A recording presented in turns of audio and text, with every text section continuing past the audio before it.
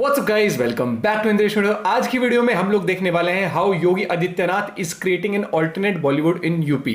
तो सुनने वो आई थी ना कि वो फिल्म सिटी जैसी जगह बना रहे हैं, तो पूरा डिटेल में पता लगेगा आज। ओरिजिनल वीडियो का लिंक है डिस्क्रिप्शन में, चैनल में, तो प्लीज सब्सक्राइब वीडियो कर दें like 1 2 3 let's go. Uttar Pradesh might be Bollywoods new future, क्योंकि यहाँ पर रामोजी फिल्म सिटी और मुंबई फिल्म इंडस्ट्री से भी बड़ा 1000 एकड़ का स्टूडियो बन रहा है। ये स्टूडियो इतना वेल इक्विप्ड रहने वाला है कि यहाँ पर पूरी मूवी की क्रू सिर्फ एंट्री मारेगी और निकलते समय अपनी मूवी को हार्ड ड्राइव में लेते हुए निकलेगी। Hi guys, this is Nikita और आज यूपी को इंडियन फिल्म इंडस्ट्री का हब बनाने के लिए यूपी की गवर्नमेंट ने कई सारे इंफ्रास्ट्रक्चरल मार्वल्स डेवलप किए हैं, जैसे इंडिया का सबसे बड़ा airport Noida international airport and world's longest river cruise Ganga Vilas. Not just this, traffic कम हो और कनेक्टिविटी बढ़ जाए, इसीलिए वहाँ पर इंडिया का पहला 6 लेन हाईवेज डेवलप हो रहा है। वो भी इतना एडवांस्ड कि उसके ऊपर आईएएफ के फाइटर जेट्स की इमरजेंसी लैंडिंग भी पॉसिबल है। एंड अल्टीमेटली ये सारे डेवलपमेंट का इम्पैक्ट ये होगा कि if you look closely, Bollywood की 80% वर्कफोर्स जो यूपी से ही है, वो अब से यूपी के ही फिल्म इंडस्ट्री में काम करेगी। यूपी की गवर्नमेंट ने फिल्म्स की शूटिंग के लिए भी कई सारे सब्सिडीज निकाल रखे हैं ऑलरेडी। रीजनल लैंग्वेजेस जैसे कि अवधी, ब्रज, भोजपुरी, बुंदेली, किसी भी लैंग्वेज में फिल्म शूट करने पर उसके प्रोड्यूसर को मूवी के टोटल कॉस्ट का 50% सब्सिडी में वापस मिल जाता है। वहीं अगर मूवी हिंदी में हो तो 25% सब्सिडी। इतना ही नहीं, अगर किसी भी फिल्म को आधा यूपी में शूट किया गया हो तो गवर्नमेंट उनको 1 करोड़ की सब्सिडी देती है। 2/3 शूट हुई तो उसे 2 करोड़ मिलते हैं। And you won't believe, but already काफी सारे बॉलीवुड मूवीज ने इनका फायदा उठा रखा है। गवर्नमेंट तो कास्टिंग पर भी सब्सिडीज दे रही है। जैसे समझो एक फिल्म में 5 से ज्यादा एक्टर्स यूपी से बिलोंग करते होंगे तो उस फिल्म प्रोड्यूसर को 25 लाख मिलते हैं, लेकिन अगर फिल्म का पूरा कास्ट यूपी का होगा तो 50 लाख की सब्सिडी मिलती है। ये आइडिया इतना स्मार्ट है क्योंकि इससे प्रोड्यूसर्स यूपी में ही यूपी के ही कास्ट को लेकर फिल्म बनाने के लिए एंकरेज होंगे। ये सारे सब्सिडीज तो चलो एक्टिव ही थे, लेकिन गवर्नमेंट यही नहीं रुकी। उन्होंने यूपी में ही फिल्म को शूट हो इसके लिए अब एक बड़ी सी फिल्म सिटी भी खोल दी है। एक्चुअली ये आइडिया इतना नया भी नहीं है, पुरानी गवर्नमेंट ने इसके लिए तो कॉन्ट्रैक्ट्स भी साइन कर लिए थे, मगर ये सारी बातें बस ऑन पेपर्स ही रहेगी। लेकिन इस बार यूपी की गवर्नमेंट ने 2020 में एक खास मीटिंग रखी थी, वो भी बॉलीवुड के टॉप 35 प्रोड्यूसर्स और आर्टिस्ट के साथ, जहां उनका ये मैसिव 1000 एकर्स का प्लान उन्होंने सबके सामने रिवील किया। लेकिन इस प्लान पर सारे मेंबर्स तब एक्साइटेड हुए जब यूपी सीएम ने उस फिल्म सिटी के अंदर की यूनिक फैसिलिटीज को डिस्क्लोज किया। फैसिलिटीज जैसे कि स्टूडियोज, रेसिडेंशियल, थीम पार्क और यहाँ तक कि फिल्म इंस्टीट्यूट और एयरपोर्ट की।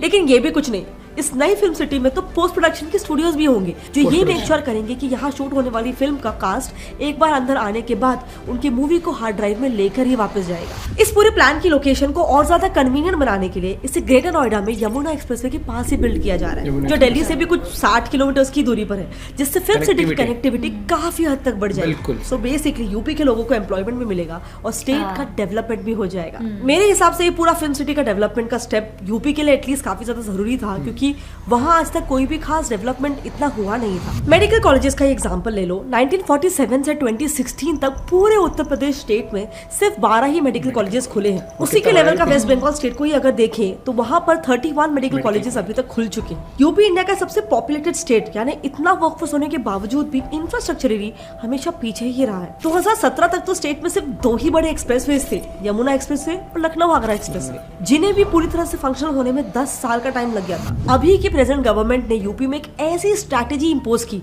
जिससे यूपी का पूरा काया पलट हो गया। एंड समझते हैं यूपी की स्ट्रैटेजी क्या थी। तो गवर्नमेंट जान चुकी थी कि स्टेट में अच्छी कनेक्टिविटी और इंफ्रास्ट्रक्चर के साथ साथ रीडेवलपमेंट ना होने की वजह से वो हर सेक्टर में थोड़ा पीछे है। इनफैक्ट यही वजह थी कि एक मेजर रिलीजियस टूरिस्ट हब बनने के बाद भी वहाँ का टूरिज्म काफी ज्यादा कम था। एग्जाम्पल के लिए वाराणसी का काशी विश्वनाथ टेम्पल ही देख लो। उस एरिया का आखिरी लार्ज स्केल डेवलपमेंट 1780s में अहिल्याबाई होलकर ने किया था। उनके बाद से अब तक वहाँ पे कोई भी रीडेवलपमेंट के साइंस नहीं है एंड वो पूरा मंदिरों के आसपास वाला एरिया काफी ज्यादा बुरे कंडीशन में। यही फैक्टर्स किसी रिलीजियस प्लेस को ओवरक्राउडिंग और स्टैम्पीड से भी काफी वल्नरेबल बना देते हैं। लेकिन यूपी सिर्फ स्टैम्पीड जैसे प्रॉब्लम से वल्नरेबल नहीं था, उसके ऐसे हालत के पीछे एक और मेन रीजन था यूपी में चल रहे क्राइम्स और गुंडाराज। इस प्रॉब्लम के रूट्स इतने स्ट्रॉन्ग थे कि ये यूपी की पॉलिटिक्स को तक इन्फ्लुएंस करता था। अगर मैं सिर्फ लखनऊ की ही बात करूं तो वहाँ 180 क्रिमिनल गैंग्स थे ये गैंग्स कोई भी पब्लिक गवर्नमेंट लैंड को अपने इलीगल कामों के लिए हड़प लेते थे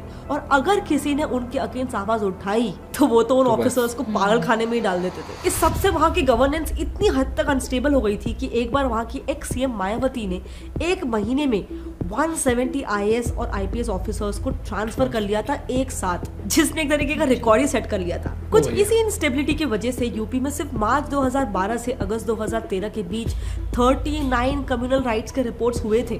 लेकिन कुछ सालों बाद सत्ता बदली, जिसके बाद यूपी की हिस्ट्री में एक टर्निंग पॉइंट आ गया। यूपी के ट्रांसफॉर्मेशन के लिए नए सीएम योगी जी ने सबसे पहले anti land mafia task force setup किया। इसका मेन मोटो था इलीगली ऑक्यूपाइड लैंड्स पर किए गए कंस्ट्रक्शन को डिस्ट्रॉय कर देना और इसके साथ उन सारे कंस्ट्रक्शन को भी तोड़ना जो रिलीजन के नाम पर पब्लिक प्लेसेस को एंक्रोच करके बनाया गया था। प्लस आगे से भी कोई लैंड माफिया ऐसी हरकतें ना करे, इसके लिए यूपी सीएम ने स्ट्रिक्ट एक्शन लेने का ऑर्डर दिया है। जैसे कानपुर में जब 3 लैंड ग्रैबर्स ने पुलिस की शूटिंग रेंज की लैंड को ही एंक्रोच कर लिया, तब वहां की पुलिस ने उन्हें डिस्ट्रिक्ट से 6 महीनों के लिए तड़ी पार कर दिया था, यानी देश निकाला टाइप। ये टास्क फोर्स इतनी इफेक्टिव है कि 2021 तक ही 67,000 फ्रिकिंग एकड़ का लैंड फ्री हो गया है। इसके अलावा यूपी की गवर्नमेंट ने एस्टैब्लिश किया है एंटी रोमियो स्क्वाड, जिसका मोटो है लड़कियों को सेफ फील करवाना। एंड अगेन बिलीव इट और नॉट, लेकिन इसके आते ही यूपी में रेप केसेस ड्रास्टिकली चेंज हुए हैं। सो कहीं ना कहीं आज इन्हीं सब एक्शंस की वजह से यूपी के लॉज का काया पलट हो चुका है।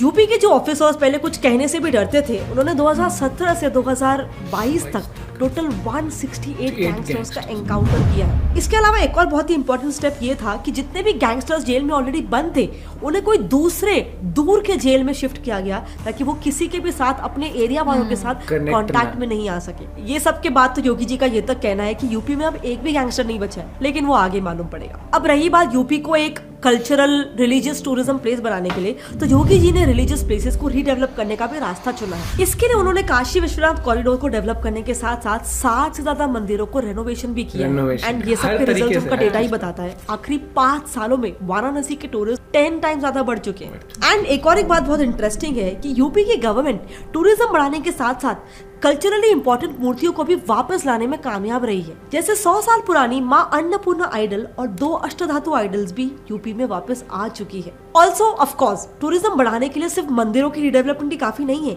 एक डेवलप्ड इंफ्रास्ट्रक्चर भी चाहिए। इसीलिए गवर्नमेंट करंटली हाईवेज बनाने में भी 6 गुना ज्यादा पैसे डाल रही है। जहाँ 2014 तक यूपी में कुछ सिर्फ 48 रोड प्रोजेक्ट्स थे, आज 468 टोटल रोड प्रोजेक्ट्स बन रहे हैं। इन्हीं प्रोजेक्ट्स में से एक है पूर्वांचल एक्सप्रेसवे, जो इतना वेल डिजाइंड है कि यहाँ आईएएफ के फाइटर जेट्स तक लैंड हो सकते हैं। एयरपोर्ट्स भी जहाँ 2014 तक सिर्फ 2 ही एयरपोर्ट्स थे, आज यूपी में 18 एयरपोर्ट्स बनने वाले हैं। इसमें से भी 7 तो ऑलरेडी फंक्शनल है। इन्हीं एयरपोर्ट्स में से एक होने वाला है जवाहर इंटरनेशनल एयरपोर्ट, जो 2024 तक इंडिया का सबसे लार्जेस्ट एयरपोर्ट होगा। यही एयरपोर्ट उससे फिल्म सिटी के पास बन रहा है, जिससे अब वहाँ की कनेक्टिविटी और ज्यादा अच्छी हो सकती है। आज यूपी के इसी बढ़ते ग्रोथ और डेवलपमेंट की वजह से यूपी कई सारे डोमेस्टिक और इंटरनेशनल इन्वेस्टर्स की नजरों में है। जिस यूपी को एक टाइम पे पिछड़ा हुआ समझा जाता था, आज वहीं पे इंडिया के सबसे रिचेस्ट पर्सन मुकेश अंबानी ने तो ये ओपन मीडिया में अनाउंस किया है कि वो अगले 4 सालों में 75,000 करोड़ इन्वेस्ट करने वाले हैं सिर्फ यूपी में। यूपी का ग्रोथ आगे भी ऐसे ही चलता रहे, इसीलिए सीएम योगी जी ने अपने स्टेट का इकोनॉमिक गोल $1 ट्रिलियन रखा है। इसी गोल को एग्जीक्यूट करने के लिए उन्होंने अलग अलग मिनिस्टर्स को दूसरे देशों में भेजकर यूपी को रिप्रेजेंट करने का भी काम सौंपा है। जैसे डेप्यूटी सीएम केशव प्रसाद, जो फ्रांस और नेदरलैंड्स का टूर करके आए हैं, और मिनिस्टर सुरेश खन्ना, जो यूएसए और यूके में यूपी के डेवलपमेंट को डिस्कस करके आए हैं। लेकिन नॉर्थ इंडिया के ग्रोथ को लेकर एक और बहुत ही मेजर रीजन है आईएएस ऑफिसर्स। आज के तारीख में यूपी और बिहार में सबसे ज्यादा आईएएस ऑफिसर्स है। लेकिन एक मिनट, क्या यही वो स्टेट्स नहीं है जहाँ से अक्सर ऐसे सारे चीटिंग के बहुत सारे वीडियोस वायरल होते रहते हैं?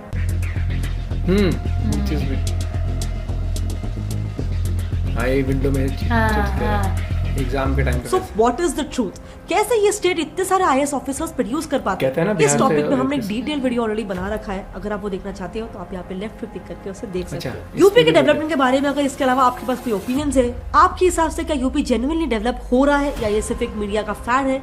आपके जो भी ओपिनियंस है प्लीज नीचे कमेंट सेक्शन में शेयर करना। I would love to know. अगर आपको ये वीडियो पसंद आए तो प्लीज इसे शेयर करना। और यूपी से खुद बिलोंग करती है, खुद ही चेंज बता देगी। पहली बात यूपी के मेन आज तो इसके घर के कितने पास ही मेट्रो पहुंच चुकी है। हाँ, है ना, रैपिड मेट्रो पहुंच चुकी है। हाँ। वो जिस तरीके से डेवलपमेंट वाइज हो, इंफ्रास्ट्रक्चर वाइज हो, जो एक्सप्रेस मतलब पहले मैं शुरू में तो मैं यहाँ आनंद विहार मेट्रो स्टेशन उतरती थी, ठीक है, फिर कुछ टाइम में मैं वैशाली उतरने, अब तो बिल्कुल ही घर वो के जो है, 1 किलोमीटर दूर बस। हाँ, बिल्कुल हर एक इतना चीज हो बड़ा, रहा है। आप एक्सप्रेसवेज की बात कर लो, चाहे वो टेम्पल्स को रेनोवेट करने का की बात हो, चाहे कनेक्टिविटी की बात हो। एलिवेटेड जो बनी है उससे कितना फायदा हुआ है, वरना मेरे घर जाने में नहीं, इतना एक चीज मैं ये मानता हूँ कि जब आप किसी भी एक पर्टिकुलर डिपार्टमेंट में आप फोकस करके नहीं चल सकते। किसी भी स्टेट को डेवलप करने के लिए आपको हर एक ओवरऑल करना पड़ेगा, और उसी में नेगेटिविटी जो होती है उस पर भी काम करना होता है। नेगेटिविटी क्या है? एग्जांपल क्राइम रेट हो गया वहां पर, तो उसके लिए कहा जाता है योगी जी को बुलडोजर बाबा, कि भैया माफिया हो चाहे तुमने इलीगल ऑक्यूपाई कुछ करे, मैं खुद ही बता रही हूँ, जैसे तुराबनगर जो लोग वहां से उन्हें पता होगा, लोकल मार्केट है, ठीक है, कभी वो मतलब उधर सारे क्राउड वैसे है, मतलब क्राउड वैसे नहीं, सॉरी, वो मार्केट वैसी होती है ना, जैसे Chandni Chowk type local market जो होती है, छोटी छोटी गलियां, वहां पे हमने खुद लोगों से सुना था कि पहले क्या होता था, लेडीज ना मतलब ये इयरिंग, मेरी खुद की मम्मी छोटी छोटी इयरिंग्स वगैरह कुछ पहनते या चेन जाते हुए मतलब डरते थे, और अब तो वहाँ के लोग खुद कहते हैं कि अरे अब तो कोई हिम्मत भी नहीं करता। अब वो नहीं होता कि कोई मामला हुआ है तो उसमें आराम से उसके ऊपर एक्शन ले रहा, प्रॉम्प्ट एक्शन होता है। और वो जो एक होता है ना नेगेटिव लोगों के लिए भय बिठाना, वो बिठा रखा है, और वो भय बहुत जरूरी होता है, क्योंकि तभी एक आम नागरिक से फील करता है। देखा था ना, वो चेन खींच के ले जा रहे थे, वो दादी और वो लड़की थी, और अगले चौराहे पे सीसीटीवी वगैरह इतने लगे हुए थे कि वो पकड़े गए थे। मैं तो यही कहता हूँ कि जिस तरीके से डेवलप हो रहा है और जिस तरीके जो एक विजन लेके चल रहे हैं, वही चीज है। याद है एक चीज, याद है मोदी जी ने गुजरात में काम करके दिखाया, इन्होंने यहाँ काम करके दिखाया, और कितनी बड़ी स्टेट है, कितनी बड़ी स्टेट है यूपी, और पॉपुलेशन वाइज भी, एरिया वाइज भी, और उसी के साथ साथ कितने गैंग्स थे यहाँ पर, किस तरीके से बहुत ज्यादा। मैं तो खुद यूपी से हूँ ना, मतलब मुझे पता है वहाँ का जो अच्छा मैं अपना बताती हूँ, जब मैं पढ़ती कॉलेज में थी नोएडा में, हॉस्टल रहती थी, तो पापा ने मुझे क्लियर बोला हुआ था कि अगर मैक्स टू मैक्स 6-7 बजे तक तू घर पहुंच जाए तो ठीक है, वरना अगर छुट्टी भी होती थी ना, और मैं बाई चांस फ्राइडे जैसे निकलती थी मैं लेट हो गई, पापा मुझे बोलते थे नहीं हॉस्टल ही रुक जा। वक्त बदलता है, टाइम बदलता है, गवर्नेंस इंपॉर्टेंट होती है। वो कहते हैं ना लीडर आपका ऐसा होना चाहिए कि वो चेंज लाए, और जब चेंज आता है तो सबको दिखता है। नो डाउट क्रिटिसिज्म सबका होता है, और क्रिटिसिज्म भी एक हेल्दी पार्ट है पॉलिटिक्स का, क्योंकि 100% मतलब 0 क्राइम रेट तो ये तो कहीं यूएस में भी नहीं होगा। थोड़ा बहुत क्राइम हर जगह, लेकिन उसमें कितना कंट्रोल जितना हो सके उतना। आपका क्या पॉइंट ऑफ व्यू जरूर बताना। इतना बड़ा लार्जेस्ट एयरपोर्ट बन रहा है, फिल्म सिटी बन रही है, बहुत चीजें तरक्की जिसमें हो रही है। मिलते हैं आपसे एक वीडियो के साथ, बाय बाय, टेक केयर।